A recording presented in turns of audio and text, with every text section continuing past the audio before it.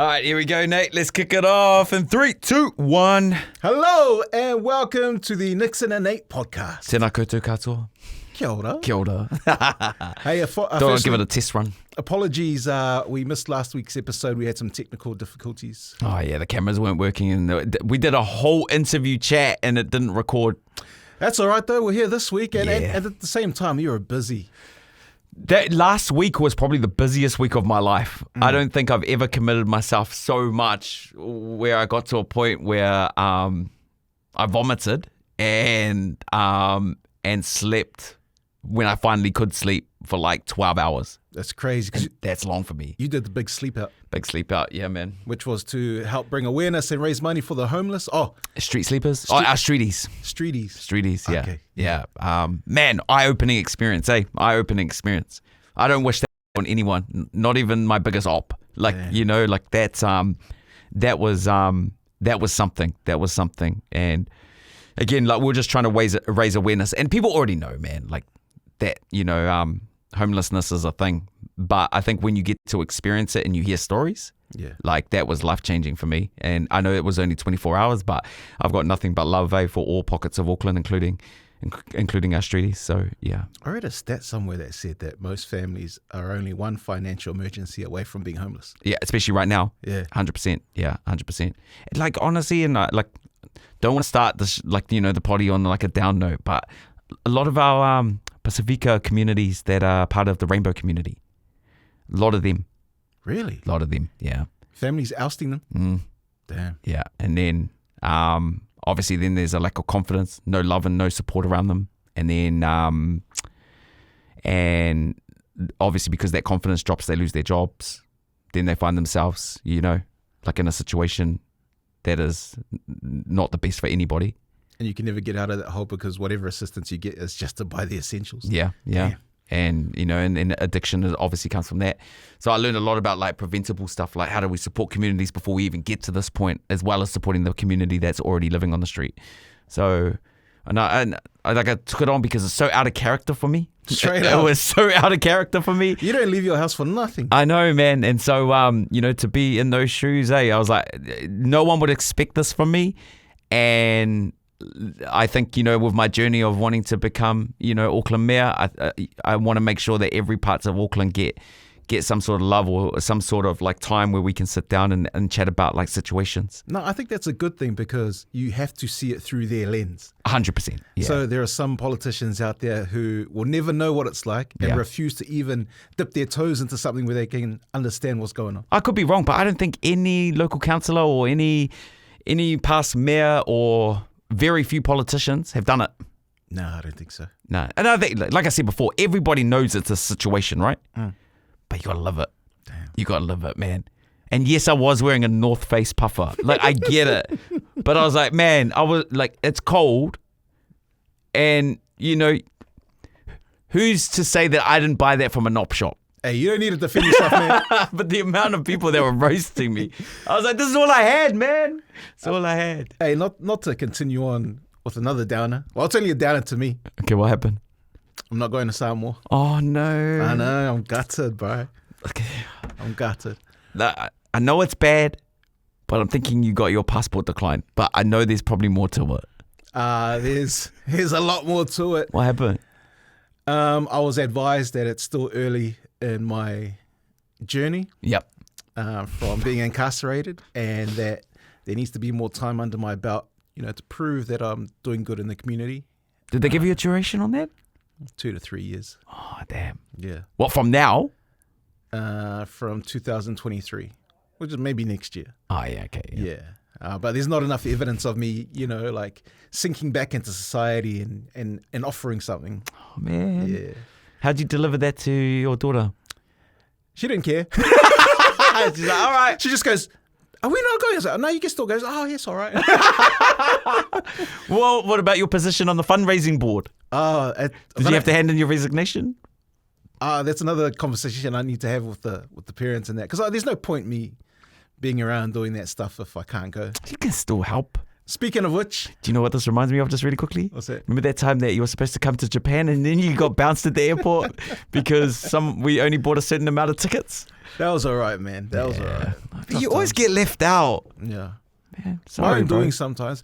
But, a way that everyone can help Yeah. that is watching this podcast, that is listening to this podcast, that's in the studio watching this podcast, is I'm selling raffle tickets for $20. Oh, not the bonus tickets of this man. Oh, no. No, it's for the fundraiser. Okay. Yeah. Okay. Yeah. How much? It's $20 for one. Can I commit you to 20? No, I'll buy one. I'll buy one. Okay. Yeah. Wife's birthday's tomorrow. Shador?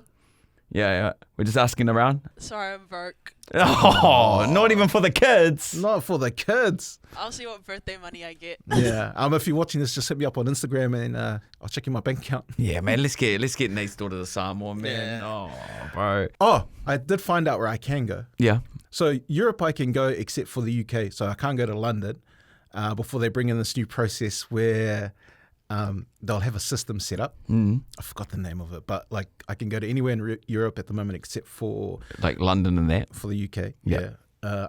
Basically anywhere in Asia except for India. Oh, they won't let you there. Nah. Oh, damn. India, China, and Japan. So most of the Southeast Asian countries I can go to. Do you know what blows my mind? Is that a Samoan can't, bro, a Samoan being evicted from Samoa is wild to me, bro.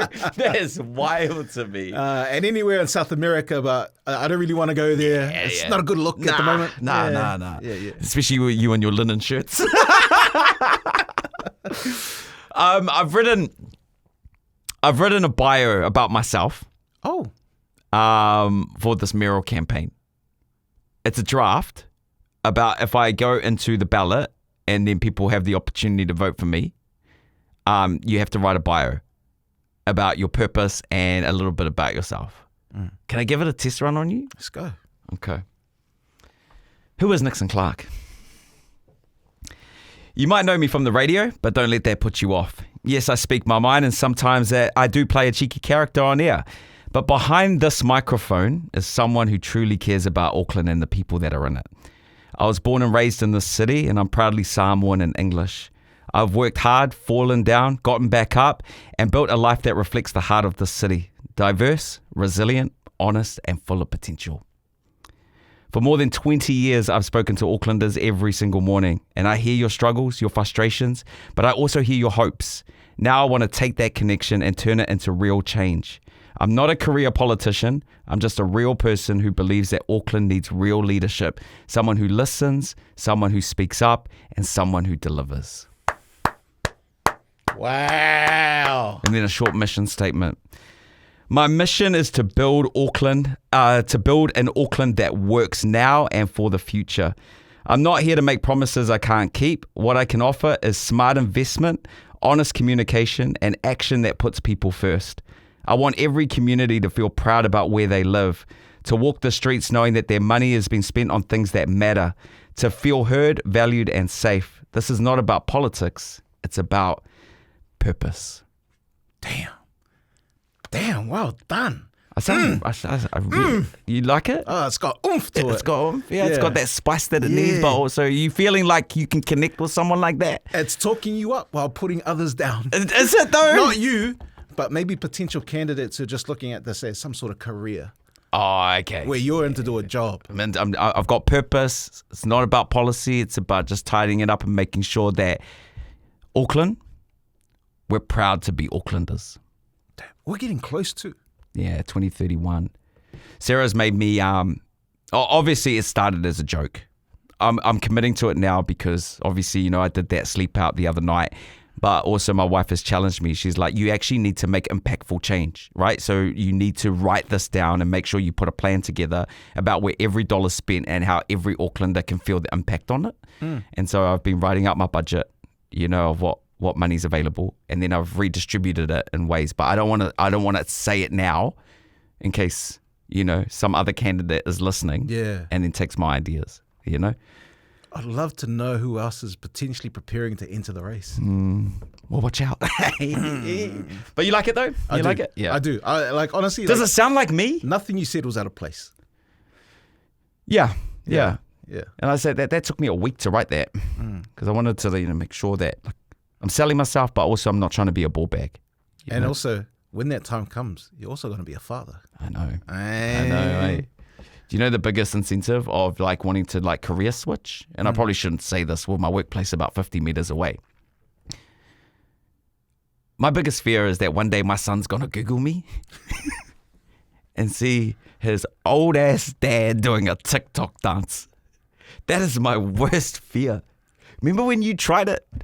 When you try to do the TikTok dances? You know, like, I don't want to be that dad, eh?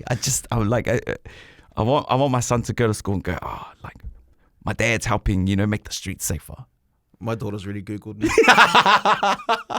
That's dangerous too. Hey, I had to have the chat, man. I was like, hey, you stay away from the internet just for now, till you're resilient enough to accept what's happened in the past. Yeah. And then we can go from there. But I just wish I could just blow up the internet, I man. know, you need the power of Beyonce. Remember when she got that ugly photo taken down? What was I trying? The one thing that works in Nate's favor about if you Google his name, you look great. You're wearing a great shirt, a great suit. You actually just look like you're going out for a business lunch. That's actually what it looks like. With a sad face.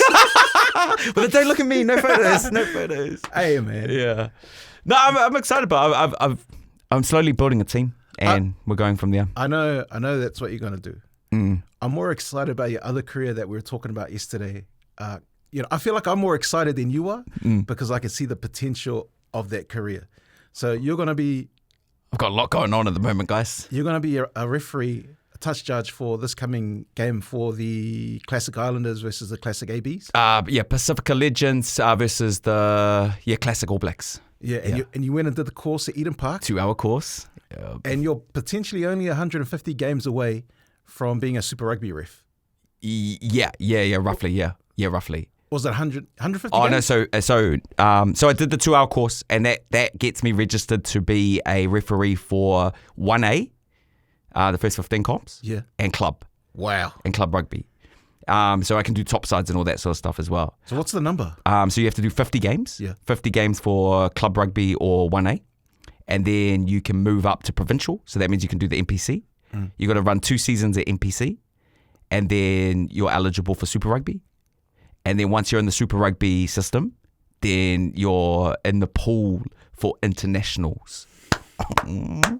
Bro, my LinkedIn honestly looks so bipolar, bro. Like, I've got a lot going on. But yeah, 2 hours. Why isn't this more widely publicized? They need more refs.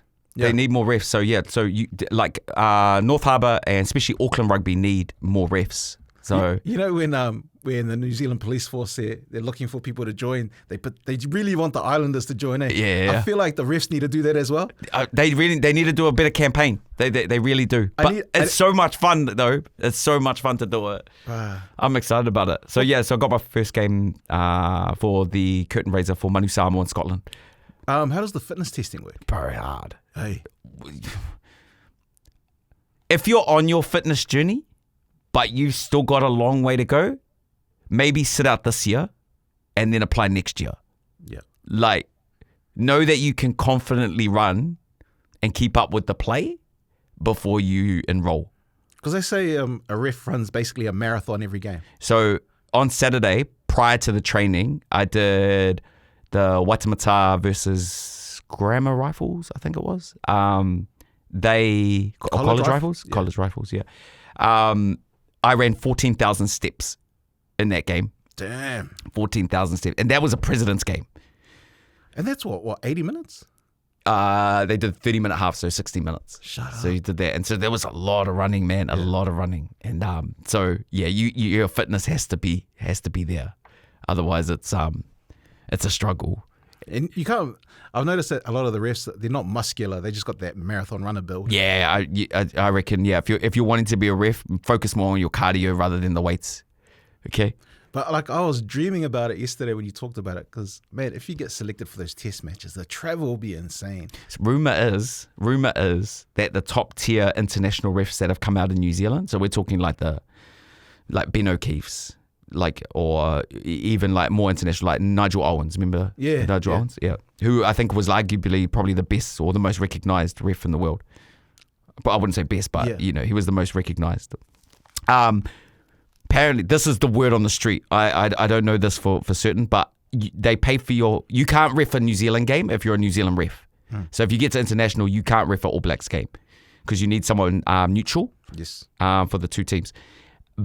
But they will cover your travel costs, your accommodation, a food allowance, and you get $10,000 a game. Damn. So I was like, of local currency. Oh, of local currency. Of local currency. So you know, you want to if you start reffing in like Europe, like that money's good.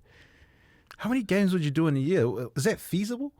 Well, no, I think that you'd probably get more if you start doing World Cups. Yeah. But like, that sounds like if it's 10 grand a game, you'd have to have a proper job then, because 10,000 is not a lot. Ben O'Keefe's an eye surgeon as well. Oh yeah, say no more. So he's doing a lot. Like he out there. I think he just does it as like a side hustle. I'm not too sure, but yeah. But like, I mean, if you're constantly moving around, like I don't know, if you're a New Zealand trained ref and then you go do like top 14, I would think they work on opposites because obviously the seasons. Yeah. So like you could do all the Super Rugby here and then just go to the other side of the world and do top 14. And you'd probably make a good income out of it. I think judging off that, you make more in NRL. It's salary, and there's two bands, right? So you got your newer refs. Yeah. And they sit in the 300 to 450 mark, and the senior refs are from 500 to 850. That's the salary bands. That's the salary bands. What? Yeah. Bro, how about all these junior warriors signing up, and only on like 30 grand? Damn. Bro, you just want to be a ref. Why wouldn't you want to just be a ref? The abuse that you'd cop, like the amount of stress you'd be under if you get a call wrong. Yeah. There was a junior ref who just got into refereeing. He was a Queensland Cup ref. He made a mistake because he was in the video ref box. Yeah. He made a mistake. He got sent back to Queensland Cup for a year. Oh, damn, relegated. Yeah. Wow. Now, and so yesterday I was really excited, you know, when I told you that I did the course. I went home, told my wife, and then my wife was like, are you ready for that abuse? Like, you know, because she hears me yelling at the TV when I think a call's gone wrong. And she's like, imagine like the whole stadium yelling at you because you got a call wrong. Yeah. But it's not just on the ref. Like, the touch judges get involved, and then I know it's a swear word, but then the bunker gets involved. The TMO get involved. So you're just the messenger, you know, 9 times out of 10. The bunker tells you something, you action it. That's why you should get paid lots, you know. And for people that there's certain jobs where it's like danger money, radio announcer, content creator, the mines, referee, Martin's. Like, man, the way the public can go in on you at any time. Yeah. Like, the money's got to be worth the stress. True. Yeah. So I don't know where this is going to take me, but it's just pretty cool. I got a full kit. I got a full uniform. It's probably the one jersey that no one ever wants, is like a referee's jersey. Can you get me a big one? I just want to wear it for bets in that. Go wear Fame's. Fame's one's downstairs. Oh, you guys are skinny, man. Bro, how about they give me a medium? That thing's so tight. Oh, real? Like, I mean, it's tight in the right places. Yeah. Like, if you didn't see my playing ability, and that was like, I don't know, a Warriors jersey, you would ask for a photo. Oh, true that. You'd go, are you a player? Yeah. And if I said yes, you wouldn't think twice. Damn. Yeah. Hey, there's something I want to bring up. I know we're interviewing Kings next week. Yeah. But there's... Because that was the interview that was supposed to come out last week. That was supposed to come out last week, but we had some technical issues. Do you remember we had a conversation on this show about Layla Kelly? She's an adult content creator, and she loves the show. She follows the show. Oh, the girl with the milk. Yeah. Yeah. Sorry, you guys can loosely put that together. Yeah, so she reached out ages ago, maybe like 3 episodes in. She was like, oh, I love the show. I really want to come on there. And I did the polite thing saying, let me talk to the team. And it kind of got lost, and we never went about it. When we talked about that milking situation that happened in public maybe 2-3 weeks ago. Because you got cancelled for it, eh? Or they attempted to. They attempted to. Someone tagged her in the comments, and then she shared it, and she was like, oh my God, they're talking about me. And then she said on her Instagram story, tag my name into the Nickson and 8 reel and say that you want to interview me. But my thing is, this show is for everyone, right? Yeah. So I feel like it should be a group vote Because it's such a... I don't know if people are going to get angry at us or... You're just being horny, man. Oh, shut up. Nah. Like, that door, everyone's welcome through that door. 100%. 100%. Oh, I mean, if she wants to come have a chat, just bring a story with you. Like, you got to be open and honest. No, but like, I feel like, our audience is a loyal audience. They keep us accountable. Yeah. And it's like, if you guys don't want us to do it, then we won't do it. But if you guys are okay with it, then let us know. But the thing is, you guys got to comment on the Facebook page publicly. You can't hide in the darkness. Instagram. The Instagram. So husbands, you got to go, yes, I would like to see that. And use your own account. Use your own account. Yeah. But by all accounts, honestly, she's a lovely person. Oh, no, I bet you she is. Yeah. No, did you see that stat the other day? It was like... I might have got this wrong, but it's extremely close to... I think it's like 1 in 70 UK women have... An OnlyFans account. Thank you for finishing my sentence. I saw the story. It was a 1 in 7? It's very high numbers, yeah. It's very high numbers. But I think that number was due to COVID at the time, and people were just looking for work, and then, so those accounts are still there now. Yeah. We have 2 main... actually, that Layla Kelly girl might be our number 1 OnlyFans content creator in New Zealand. Really? I think it was her. It is her, eh? Yeah. Tony's like nodding his head. I was like, relax, relax. And then our second highest contributor to OnlyFans, like content creator, is like a New Zealand rower. Ah. And it's not sexual content at all. Yeah. Like he's just talking about like what it takes to be like an elite, high-performing athlete. And so people have subscribed to that as well. So because OnlyFans was never set up to be like for adult content. People have just made it that, eh? Just to monetize whatever IP you have, whatever content you have, right? Yeah. And then these content creators just found it as an easy way to make money. Yeah, fair. Yeah. Have you... That's hard though. They really need an app because any way you can like... No, wait. wait. No. I was trying to join to watch this boxer who does training. Oh yeah, with no undies. Brother, too many of your skeletons are coming out, man. No, they can't get an app because no platform will let them sit on it because of the sexual content. Because you know how Apple have got that strict rule?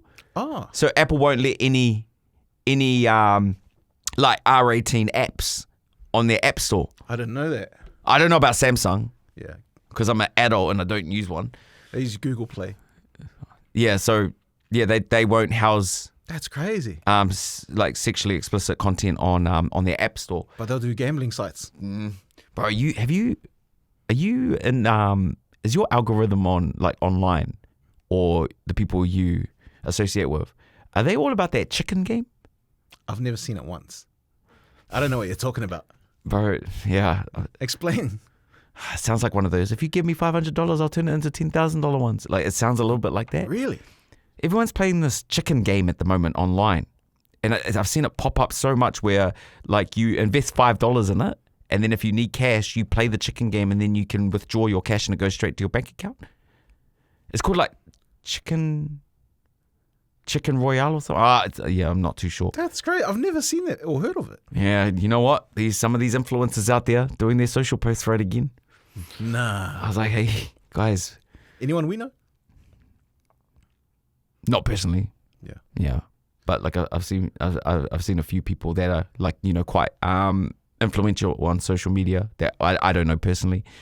Trying to push that game. I find pokies, and I've said this before many times, pokies, online pokies, whatever pokies, casino pokies is the dumbest shit I ever seen.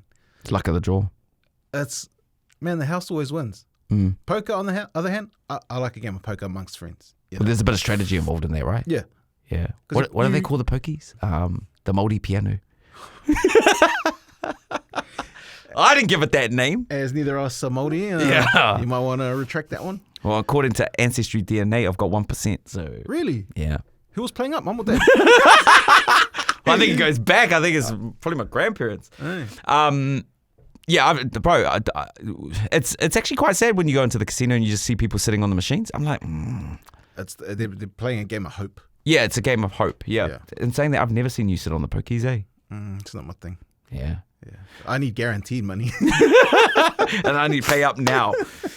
But yeah, no, after all those influencers got, told off for their gambling thing, man, the industry moves on so quick, that they can get you through like via a game now rather than, selling it like a casino. Like you were talking about influencers, anyone we know? Yeah, we would know them, but we don't know them personally. Oh, gotcha. Yeah. And I don't want to out their name or business. No, go on. Nah, no, I'm not. Just text it to me. I'll read it out. I didn't bring my phone, man. Doesn't matter. It doesn't matter, man. It doesn't matter. Scared. No, because they're quite influential, and I might need them to do a social post for my Merrill campaign. Mate, if they're selling the chicken game, you don't need them. Yeah, true. Hey, just going back on this mayor thing. Sorry, man, to circle back because we are quite a way away. But I really need to have like an honest chat, like about how do I word this? I need to figure out why all you brown people don't want to vote. Like, I need it. Because we don't trust anyone. And that's what, so. Imagine being burnt your whole life by, like, here's the thing. If someone promises you something. Yeah. And they don't do it, but it's in order for you to do something, that's called manipulation. And like, we're over it. Yeah, fair. You can't tell, like, if you were to go to Parliament right now and then just the real simplest question, go, have you ever lied before? And they had to answer truthfully, they'd all say yes. Yeah, they'd all put up their hand. So what does that mean? There's no integrity there. And if there's no integrity, fuck it. I can't trust you. Yeah. But in saying that, you haven't lied to anyone yet. Nah. I mean, I told a few white lies here and there. No, I mean, or GST the story. No. Like, you haven't had the opportunity. You haven't made your promises yet for the campaign. Yeah. Because, man, the stink thing is when people make promises to get elected. Yeah. And then once they get in, they're like, pretending like they don't see you. Like, no, I didn't say that. Yeah, and that's what I don't want to do. That's why I think when I've laid out my budget, like I haven't put any of these pipe dreams in there. I've been very realistic about, positive change that will work over time, but things that are actually achievable rather than going, you're going to get a golden letterbox, everyone's going to get a golden letterbox like that, or everyone's going to have more cash in their back pocket. Like I haven't made any of those promises because I know that they're unachievable. It feels like sometimes it's a zero-sum game where if you do something for one set of people, others lose out. And that's why I've tried to make every Aucklander feel like they're getting something out of it. Yeah. I know that seems very, very hard, but I feel like I've found a way that... I was thinking of this analogy the other day. Like, when you go to a hospital ER room, right? And a person is in there with a cut to their head and another person is in there with a missing limb. Yeah. The guy with the missing limb just come in, but the guy with the cut's been there for like the whole day. Mm-hmm. Who does the surgeon have to fix? They'd have to go with the limb. Exactly. Yeah. So when you put that in perspective of people in the community, who's doing it tough the most? Yeah. So there'll be people that vote all the time. Yeah. But you got to get them to vote for you, but you got to go focus on the community that needs the help. Yeah, exactly. And I don't think they'll like that. Because what about my golf course? Don't worry, golf will be protected. Okay, I'll give you one of my policies. Yeah. And then can we talk it through? Go. Because this is a perfect example. And also, as we get through this, and again, and I ask every Aucklander to vote on this, especially for like 2030 and 2031. I don't want to have to bribe you with KFC and Pack and Save vouchers, okay? Like, because I actually believe... The company that did that is still copying flack? I know, and I don't want to be that guy, right? I just want to make sure that, every Aucklander, again, is proud to be an Aucklander. Housing is a major issue in Auckland. It's a major issue. We can't get people into homes. There's obviously street sleepers. People are struggling to pay rent because rent's far too expensive. And obviously that works because of speculation and supply and demand, right? So if there's not enough houses, landlords can charge whatever they want. And that's why, especially in the central part of Auckland, that's where you're going to get hit the most because everyone wants to live central. There's not enough houses, so landlords are charging whatever they want. Gets too expensive, especially at a time like this where there's a cost of living crisis. In Auckland, the data shows that there's 45,000 unoccupied homes in Auckland. 45,000 homes that a landlord has just got there and it's just sitting empty. Damn.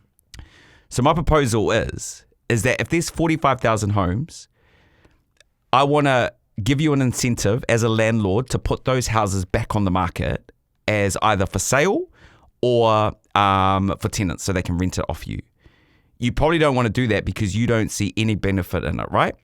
So what I want to do is give you a bit of a tax break in your rates and drop your rates by 10 to 15% if you agree to rent that house out to someone who needs it.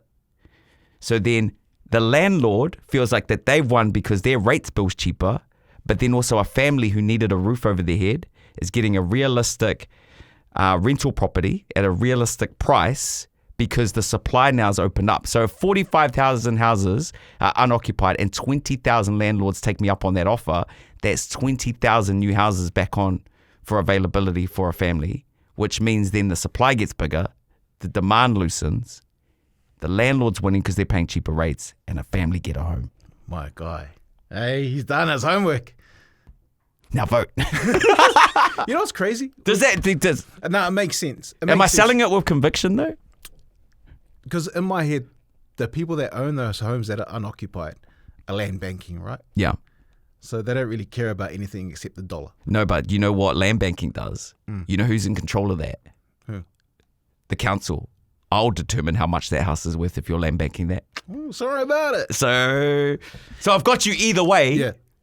But I don't want landlords going, well, there's no benefit for me to like give this house up to somebody. Yeah. By the way, this is still the Nickson and Nate podcast. Oh yeah, sorry, man. We'll drop some Boyles jokes now and then. No, I like it. I like the direction of it. Yeah. I mean, it's still work in progress, eh? Yeah. Still work in progress, but yeah.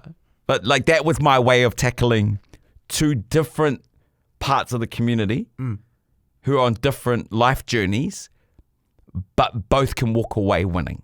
Wow. Both walk away winning. And that's the whole theme of this campaign. Are you going to be able to do your show? Oh, I'm going to quit that. Bro, I'm going to quit that. Oh, yeah. Yeah. I'm too old now. Yeah. I'm just trying my best every morning, man, on the radio. Damn. Yeah. But yeah, I also need you to go and tell all these parents at school to vote. Yeah. Man, I'll be out on the campaign.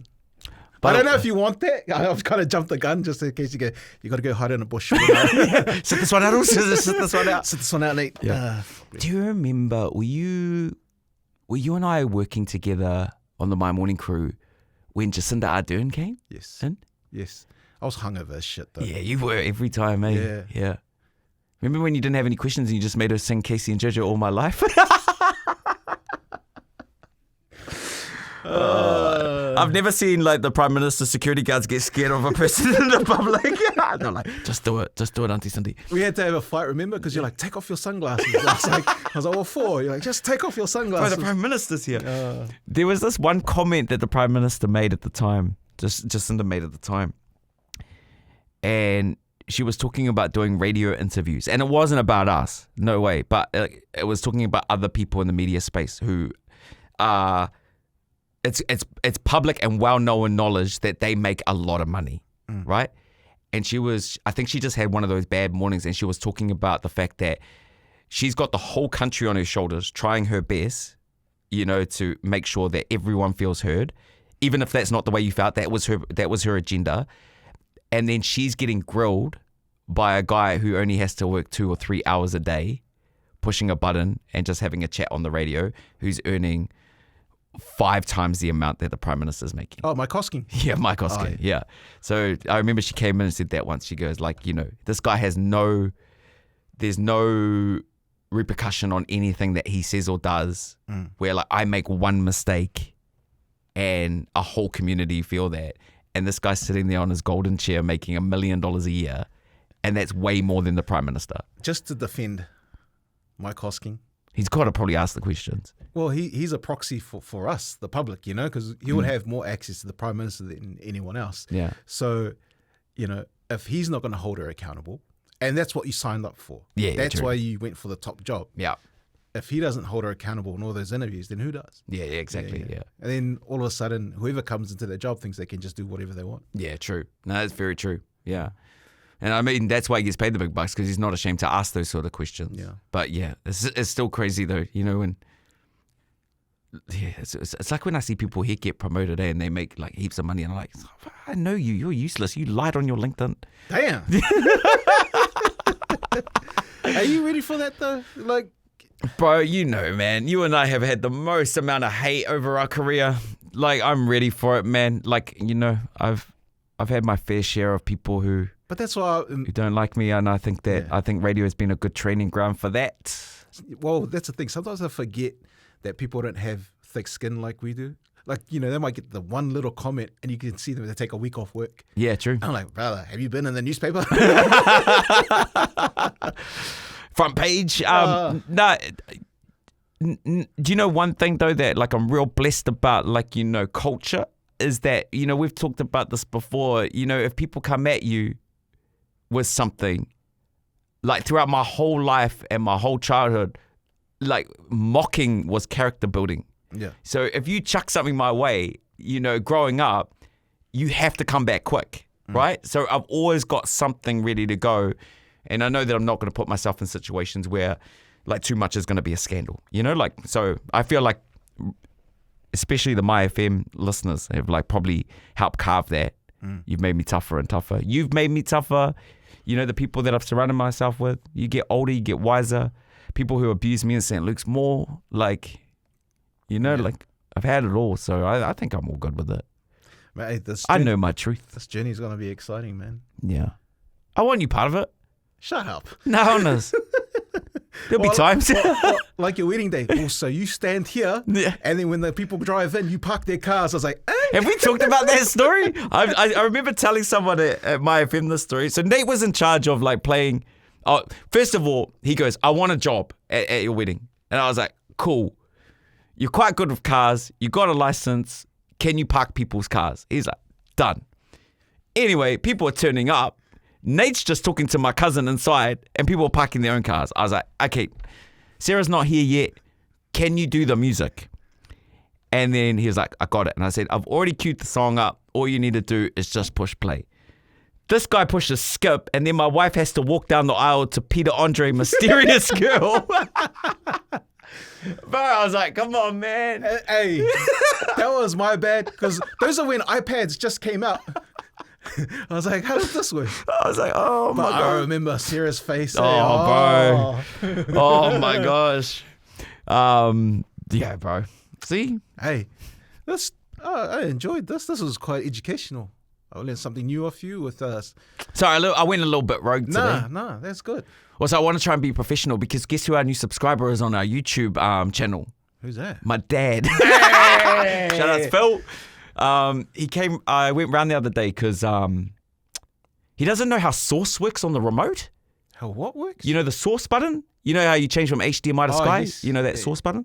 He didn't know how that worked, and I got stuck on YouTube. Anyway, he saw one of our tiles come up, and he clicked it, and he watched all the episodes. I went round because I had to go help him turn it back to Sky so he could watch the darts. And I walked in the house, and he goes, just watched your videos. I was like, oh, thanks, Dad. And he goes, proud of you and Nate. Like, thanks, Dad. He goes, I'm proud of you, son. He gave me the biggest hug. Wow. I was like, oh, okay, nice. So I was like, oh no, which episode did he watch? Which episode did he watch? Yeah. Speaking of which, I just want to give a shout out to Jason and Pam from Covershaw. Oh, yeah? Amazing couple. And they're doing great things within their community as far as getting people onto insurance and how important it is. They reached out a while back, and then I went around and caught up with them. And I thought, oh man, this guy's been a fan of years, you know, listening to Nickson and on my FM. And he came in and he goes, oh, nice to meet you. And I was like, oh, how long you been a fan? He goes, Oh, bro, you did that. You're ugly, bro. Oh. You're ugly. Bro, he had never heard of us before.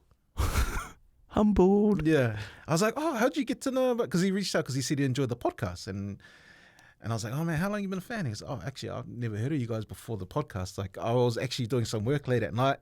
I played some 660 on YouTube. And then while I was working, all of a sudden, I could hear these hyena laughs. And I look up and I go, oh, who are these two blokes? So he carried on watching it. He enjoyed it. And then went right back to the start. Oh, damn. So it just played randomly. Jason? Jason Oh. and Pam. Nice. Yeah. Jason and Pam. It's good to have you part of the team, part of the family, man. But and then we just spent the time there educating me on insurance and why you should have some. Yeah, no, insurance is important. Yeah, 'cause Insurance is important. they're like, yeah, you've been talking about your health a lot. Let's sign you up. Let's sign you up. How is your health, by the way? You getting there? Getting there. Yeah. Getting there. It's a journey. Yeah. It has to be for the rest of my life. Yeah. Yeah. I tried to get Zimpake. They wouldn't give it to me. Do you know how expensive it is? We did an inquiry on the show. How much is it? That's like $600 to $700. What, for one round? I think it's for 12 weeks. I think. 3 months. Well, which is crazy because they said if you go on it, then you got to be on it. You got to stay on it. Yeah, and ain't no one got money for that. Oh, that screams like it's a little bit like that HelloFresh scandal that's going on at the moment, eh? Hey. Yeah, where it's like, sign up and like you can't cancel. Damn. Yeah. But anyway, they wouldn't give it to me anyways. I didn't get down that Well, point. what do you need it for anyway? Just wanted to trim down. Shut up. No. Baby's due in October. And so, please explain to people why, because you told me already. yeah, when the dad gets to do the skin to skin and they take a photo, I want my son to go, oh, my dad was ripped. I did a skin to skin with Sadie, and they're like, why is she on your shoulder? Oh, we laugh. Yeah. We laugh. Love you man. guys, man. Thanks for always watching and and liking supporting. and subscribing and commenting. Yeah. Yeah. Make sure you comment too about this OnlyFans girl Nate wants to get on the show. No, that's the thing is, I think she's a lovely person. She must have a great story that she wants to share. She's a big fan of Nickson, Nate. Yeah, and then but it's up to you guys. You guys decide if it's a bit of us. Okay. Yeah. Nice. Well, until next time, mate. Good to catch up. Peace.